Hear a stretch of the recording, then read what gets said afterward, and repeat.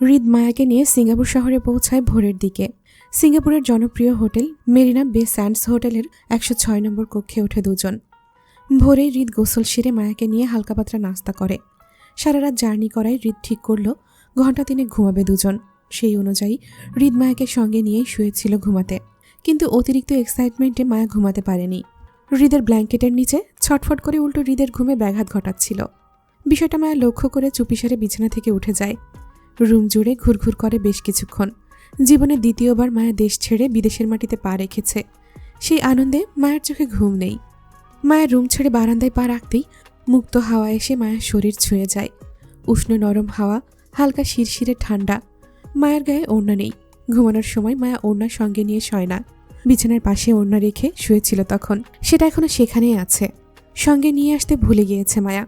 মায়ের ভেজা চুলগুলো সব পিঠ ছাড়া। হৃদের পরপরই মায়াও গোসল করে নিয়েছে। দুপুরে দুজন শপিংয়ে বের হবে, সেজন্য হোটেলে উঠেই আগে গোসল সেরে নিয়েছে দুইজন। মায়া অবাক হয়ে হোটেলের আশেপাশের সৌন্দর্য উপভোগ করছে। সিঙ্গাপুরের ছোট শহরটি খুব পরিষ্কার পরিচ্ছন্ন। এতটা পরিষ্কার পরিচ্ছন্ন হয়তো বাংলাদেশের সাধারণ মানুষের ঘরবাড়িও থাকে না। সবকিছু কেমন ডিসিপ্লিন আর নিয়মে চলে এখানকার। রাস্তায় ধুলাবালি নেই, কোথাও কোনো ময়লা আবর্জনা নেই। সবকিছু কেমন সাজানো গোছানো আর পরিপাটি। মায়া অবাক চোখে সবকিছু দেখছে। হৃদ বালিশে উপুর হয়ে ঘুমাচ্ছিল। হঠাৎ হৃদের ডান পাশটা খালি অনুভব হতেই হৃদের ঘুম ছুটে যায়। ঘুমন্ত চোখে বালিশ থেকে মাথা তুলে মায়ার সন্ধান করে। মায়াকে আশেপাশে কোথাও দেখতে না পেয়ে হৃদ বিরক্ত নিয়ে কপাল কুঁচকে ঘাড় ঘুরিয়ে বামে তাকিয়ে বারান্দার খোলা দরজা দেখতে পেয়ে বুঝে নিল মায়া বারান্দায় আছে। হৃদ গলা উঁচিয়ে মায়াকে ডাকল, হৃদ, এই হৃদ, রুমে আসো। হৃদের মেজাজি ডাক মায়া শুনতে পেয়েই দৌড় দিয়ে ঘরে আসলো। হৃদের ঘুম অল্প সময়ে ভেঙে যেতে দেখে মায়া তৎপর হয়ে এগিয়ে এসে বলল, কি হয়েছে? আপনি ঘুম থেকে উঠে গিয়েছেন কেন? বারান্দায় কি করো তুমি? হৃদের তীক্ষ্ণ গলা। মায়া স্পষ্ট জবাবে বলল, ঘুম আসছিল না, তাই একটু বারান্দায় দাঁড়িয়েছিলাম। আপনি ঘুম থেকে উঠে গেছেন কেন? কোনো সমস্যা? শরীর খারাপ লাগছে? মায়া এগিয়ে এসে হৃদের কপাল ছুঁয়ে দেখতেই হৃদ ফের মেজাজি গলায় বলল, হ্যাঁ লাগছে। বউ পাশে না থাকলে অকারণে শরীর খারাপ হয়ে যায় আমার। তুমি পাশে শুয়ে থাকো, ঘুমাবো আমি, এসো। মায়া নাছোড়বান্দা হয়ে বলল, আমার ঘুম আসছে না, আমি শোবো না। আপনি ঘুমান, আমি তো রুমেই আছি। মায়া না করায় হৃদের বিরক্তি বাড়ে। এই বেয়াদব মহিলা কখনোই তার প্রয়োজন বুঝবে না। এই মহিলাকে উত্তর বললে দক্ষিণ বোঝে, পূর্ব বললে পশ্চিম বোঝে। হৃদ বিরক্তি নিয়ে উঠে বসে এক টানে গায়ের সাদা টি শার্টটি খুলে ফ্লোরে ফেলে পুনরায় বালিশে মুখ গুজে শুতে শুতে বলল, ঠিক আছে, ঘুমানোর দরকার নেই। আমার পিঠ ব্যথা করছে, মালিশ করে দাও, আসো। মায়া আর না করল না, বরং সুন্দর করে বিছানায় উঠে বসল। হৃদের পিঠ বরাবর বসে দুই হাত হৃদের চওড়া বলিষ্ঠ পিঠে রাখে। মায়া দৃষ্টি ঘুরে গেল হৃদের বলিষ্ঠ পিঠে।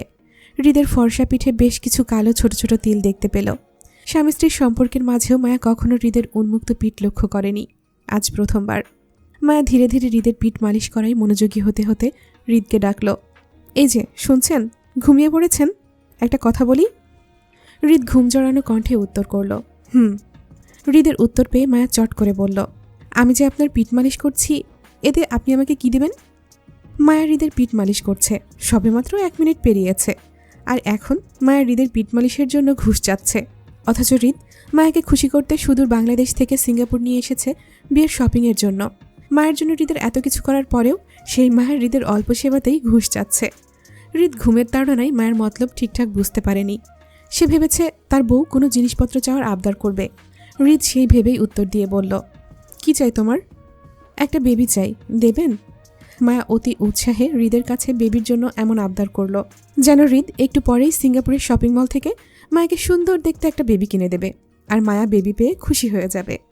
মায়া উত্তরের আশায় হৃদের মাথার দিকে তাকিয়ে রইল, অথচ হৃদ মায়ের আবদারে কোনো উত্তরই দেয়নি, যেন সে শুনতেই পায়নি মায়ের কথা। মায়া হৃদকে নিশ্চুপ দেখে হৃদের পিঠ ঝাঁকিয়ে সজাগ করে বলল, কি হলো, ঘুমিয়ে পড়েছেন?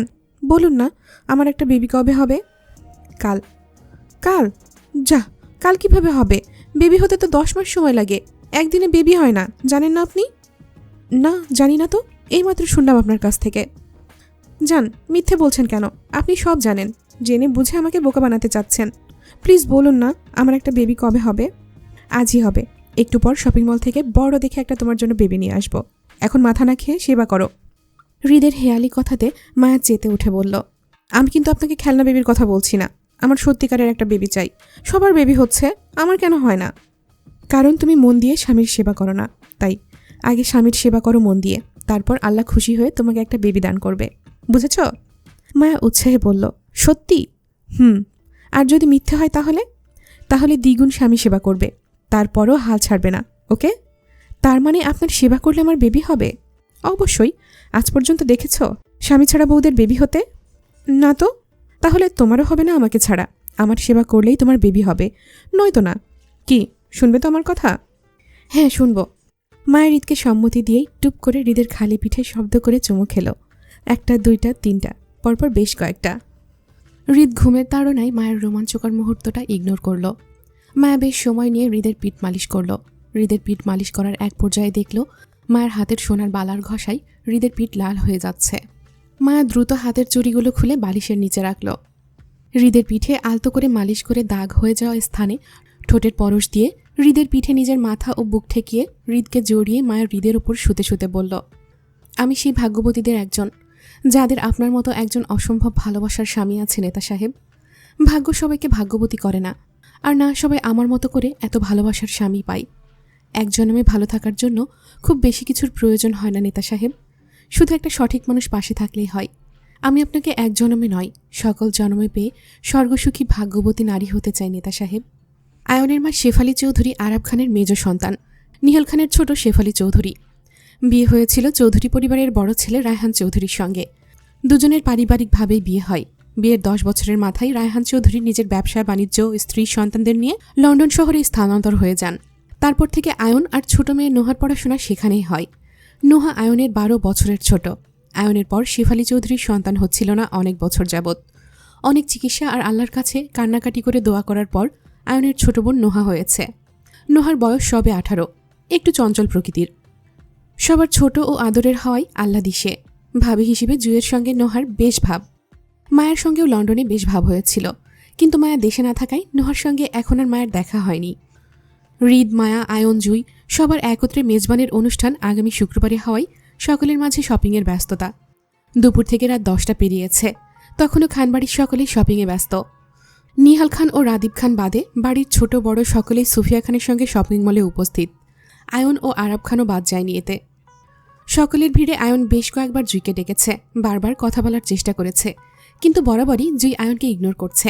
আয়ন বেশ কিছুক্ষণ জুইকে পর্যবেক্ষণ করে গিয়ে বসল আরব খানের সঙ্গে। শপিং শেষ করে বাড়িতে পৌঁছাতে প্রায় রাত 12টা বাজে। দিনভর শপিং শেষে সকলেই ক্লান্তিতে যার যার ঘরে ঢুকে গেল ফ্রেশ হতে। আয়ন ঘরে ঢুকেই জুইকে কোথাও দেখতে পেল না। বিরক্তিতে আয়নের কপাল কুঁচকে যায়। জুই অকারণে কেন আয়নকে ইগনোর করছে তাও বুঝতে পারছে না। আয়ন যে জুইয়ের সঙ্গে 2 মিনিট কথা বলবে সেই সুযোগটাই জুই দিচ্ছে না আয়নকে। আয়নও রাগে বিরক্তিতে ওয়াশরুমে গেল ফ্রেশ হতে। জুই নোহার রুমেই ফ্রেশ হবে, কিন্তু কাপড় আয়নের রুমে হয় সে আয়নের ঘরে আসে কাপড় নিতে। আলমারি খুলে নিজের জন্য কাপড় নেওয়ার সময় হঠাৎ করেই ওয়াশরুম থেকে বের হয় আয়ন। জুইকে ঘরে দেখে আয়ন তীক্ষ্ণ গলায় প্রশ্ন করে তৎক্ষণাৎ, এতক্ষণ কোথায় ছিলেন আপনি জুই? জুই উত্তর করল না। আয়নকে দেখেও না দেখার ভান করে নিজের কাপড় নিয়ে ঘর থেকে বেরোতে চাইলে দ্রুত পথ আটকায় আয়ন। জুইয়ের হাত নিজের দিকে টেনে রাগী গলায় বলে, কি সমস্যা আপনার জুই? দুপুর থেকে দেখছি আপনি আমাকে ইগনোর করছেন, ডাকছি উত্তর দিচ্ছেন না, কথা বলছেন না, কি হয়েছে আপনার? আপনি এমন করছেন কেন? জুই জোর করে আয়নের থেকে নিজের হাতটা ছাড়িয়ে নিতে চেয়ে বলল, কিছু হয়নি আমার, ছাড়ুন আমাকে। নোহা অপেক্ষা করছে আমার জন্য, আমি আজ নোহার সাথেই ঘুমাবো। আয়ন বিদ্রুপ করে বলে, কেন কেন আপনি নোহার সাথে ঘুমাবেন? নোহা আপনাকে বিয়ে করেছে নাকি আমি করেছি?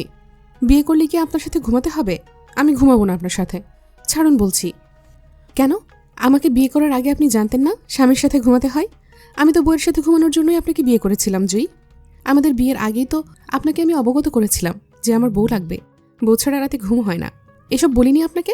আপনি জানতেন না এসব? আয়নের কথায় জুয়ের চোখে অশ্রুর দেখা দিল। জোর করে আয়নের থেকে নিজেকে ছাড়াতে চেয়ে বলল, আপনি দেহের টানে আমার কাছে আসেন আর মন জমা রাখেন অন্য কারো কাছে। আমি আপনার নামের বউ, আপনার সাথে এমন নামের সম্পর্কে আমি আর থাকবো না। আমাকে আপনি ছেড়ে দিন, আমি বাড়ি চলে যাব, আপনার সাথে আর থাকবো না। কথা শেষে জুয়ের কান্না বাড়ে। আয়নের কপালে ভাঁজ আরও দৃঢ় হয়। তীক্ষ্ণ গলায় প্রশ্ন করে বলে, আপনার কি হয়েছে সত্যি করে বলুন তো জুই? কেউ কিছু বলেছে আপনাকে? না। তাহলে এমন করছেন কেন? কিছু করছি না আমি। আপনি যান আপনার সুন্দরী বান্ধবীর কাছে, যার সাথে দুপুরে জড়াজড়ি গলাগলি করছিলেন। আমি আপনার সাথে থাকবো না। জেফা তালুকদার, আয়ন হৃদের ছোটবেলার ফ্রেন্ড ছিল। জেফাকে সুফিয়া খান দাওয়াত করায় জেফা নিজের ছোট বোনকে নিয়ে আয়ন হৃদের বিয়ের অনুষ্ঠানে এসেছে।